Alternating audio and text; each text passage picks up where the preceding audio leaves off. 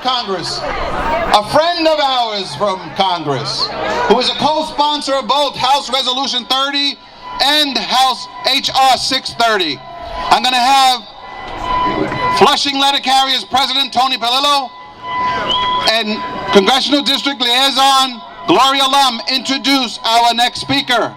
Let's hear it. Thank you, Brother Charlie, and good afternoon, everybody. Believe it or not, I still have a voice left. There's a lot left here, brothers and sisters.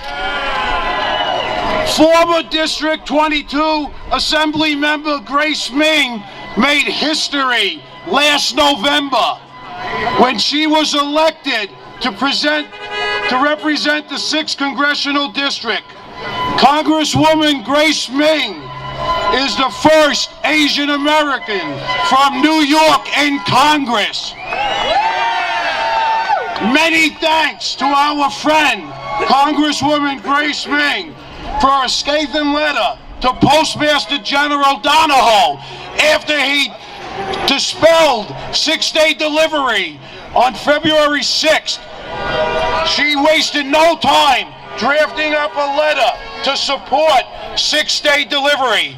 She has come right out of the gate, hit the ground running in total support of every one of our issues. It is my honor, it is my pleasure to introduce the Honorable Congresswoman Grace Meng. Grace, Grace, Grace, Grace, Grace, Grace, Grace, Grace, Grace, Grace, Grace, Grace, Grace, Grace, Grace, Grace. Also on that note, I'd like to present a little present for Congresswoman Grace Meng, one of our 6-day only way delivery t-shirts.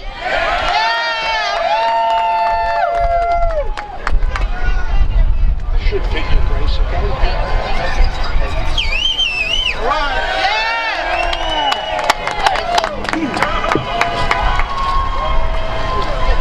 Thank you so much, everyone. My name is Grace Meng, and I come from Queens. Anyone from Queens in the house?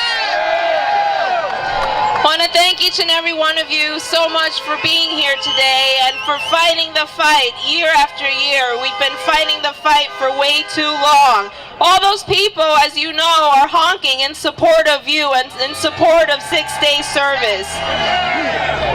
There are few issues that unite Congress members, few issues that unite people on both sides of the aisle. And both sides of the aisle, as we said, 99% of the New York Congressional Delegation wants to make sure that we're able to keep 6-day delivery. Our letter carriers are being targeted unfairly, and the U.S. Postal Service is required to pay money in ways that no other entity has to. We are going to continue to fight to make sure that we are able to keep 6-day delivery.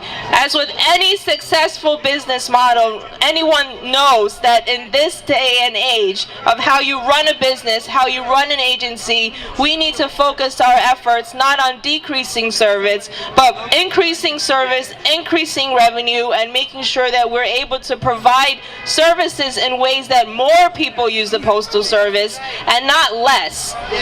So I just wanted to be here today. Thank you so much for your service. Thank you so much for your work day in and day out and literally bringing service straight to the doorsteps of Americans throughout the country. And just keep up the good fight. We're right there behind you. I'm sorry. Don't leave, don't leave. Please, you know as well as I do, that deserves hip hip hooray! Hip hip hooray! Hip hip hooray! Friend of ours from Congress, from the 10th Congressional District. I'm going to let his Congressional District Liaison, Nathan Shayer, introduce our next speaker. Nathan. Good afternoon, everybody. Are we ready? My name is Nathan Shire. I'm a Congressional District Liaison for District 10. The next speaker is a member of the House of Representatives serving his community, District 10 in New York City and Brooklyn for the last 20 years. He is a friend of the New Yorkers, a friend of the working families, a friend of Postal Service employee, and a friend of the letter carriers across the country that delivering for America. Ladies and gentlemen, without further ado, please give a warm welcome to Congressman Jerrold Nadler. Thank you very much. This is really a challenge to all of us. A challenge to all of us who care about working people and who care about delivery of services. 50 years ago, some of you may remember, most of you probably are too young, Barry Goldwater ran for president. And he was the first really right-wing candidate in a long time. And he wanted to get rid of Social Security, and he wanted to do all sorts of terrible things. The joke that they published as a cartoon was someone saying to him, "But Barry, the post office has always been government run." As if it occurred to him, which as far as we know it did not, as if it occurred to him that we had to privatize the post office. This was a joke that maybe some right-wing candidate would think that the post office should be privatized. It's no longer a joke. This is part of a plot to privatize mail delivery and the post office. Why do we have a congressional mandate? Why do we have a law that says that the only enterprise in the United States, the only business in the United States, the only organization in the United States that must pre-fund pensions for 75 years is the post office?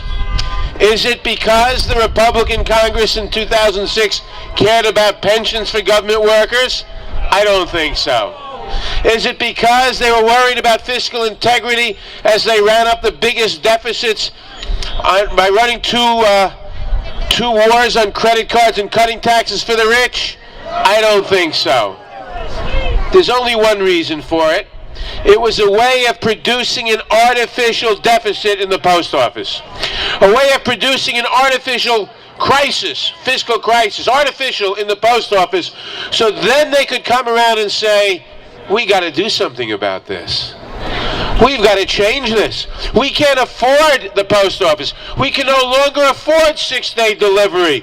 We've got to cut and cut and cut so that UPS and FedEx will outcompete the post office. And then we can finish the job of getting rid of postal workers in the Postal Service. That's the game. That's what they're trying to do.